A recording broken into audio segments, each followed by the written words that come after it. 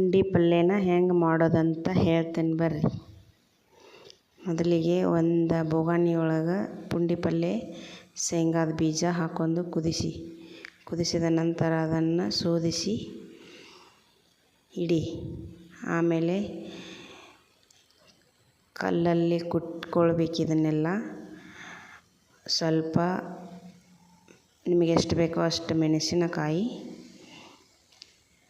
ಸ್ವಲ್ಪ ಬೆಳ್ಳುಳ್ಳಿ, ಇನ್ನು ಸ್ವಲ್ಪ ಜೀರಿಗೆ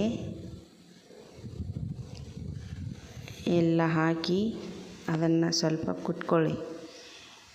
ಸ್ವಲ್ಪ ದಪ್ಪನೆ ಕುಟ್ಕೊಳ್ಳಿ.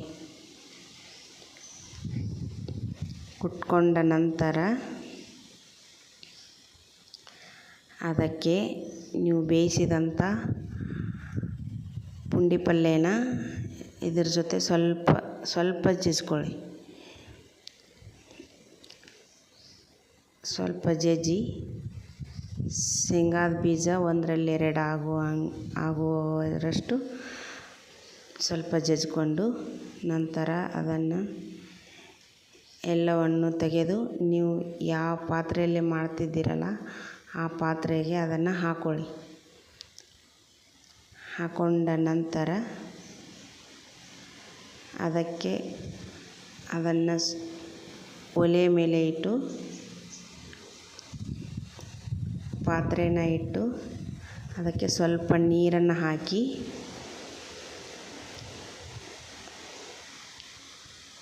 ನೀರು ಹಾಕಿದ ನಂತರ ಅದಕ್ಕೆ ಸ್ವಲ್ಪ ಬೆಲ್ಲ, ಯಾಕೆಂದರೆ ಅದು ಸ್ವಲ್ಪ ಹುಳಿ ಇರುತ್ತಲ್ಲ ಅದಕ್ಕೆ ಸ್ವಲ್ಪ ಜಾಸ್ತಿನೇ ಹಾಕ್ಕೊಳ್ಳಿ ಬೆಲ್ಲನ. ಸ್ವಲ್ಪ ಉಪ್ಪು, ನಾನಿಲ್ಲಿ ಕಲ್ಲುಪ್ಪನ್ನು ತೊಗೊಂಡಿದ್ದೀನಿ. ಸ್ವಲ್ಪ ಮಾಡಿರೋ ರೈಸನ್ನು ಹಾಕ್ಕೊಳ್ಳಿ. ಸ್ವಲ್ಪ ಅರಿಶಿಣ ಪುಡಿ ಹಾಕ್ಕೊಂಡು ಕುದಿಸಿದ ನಂತರ ಶೇಂಗಾದ ಪುಡಿಯನ್ನು ನಾನಿಲ್ಲಿ ಮೊದಲೇ ಮಾಡಿ ಇಟ್ಕೊಂಡಿದ್ದೆ. ಆ ಪುಡಿಯನ್ನು ಹಾಕ್ಕೊಳ್ತಾ ಇದ್ದೀನಿ. ಹಾಕ್ಕೊಂಡು ಒಂದು ಸತಿ ಮಿಕ್ಸ್ ಮಾಡಿ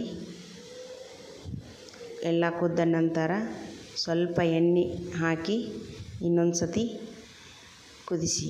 ಸ್ವಲ್ಪ 1 ನಿಮಿಷದಷ್ಟು ಕುದಿಸಿ ತೆಗೆಯಿರಿ. ಈಗ ಬಿಸಿಯಾದ ಪುಂಡಿ ಪಲ್ಯ ರೆಡಿ ಆಯಿತು. ಇದನ್ನು ನೀವು ಜೋಳದ ರೊಟ್ಟಿ ಜೊತೆ ಪುಂಡಿ ಪಲ್ಯನ ಹಾಕಿ ಮೇಲೆ ಸ್ವಲ್ಪ ಎಣ್ಣೆ ಅಥವಾ ತುಪ್ಪನ ಹಾಕಿ ತಿಂದರೆ ತುಂಬ ರುಚಿಯಾಗಿರುತ್ತೆ. ಒಮ್ಮೆ ಟ್ರೈ ಮಾಡಿ ನೋಡಿ. Thanks for watching.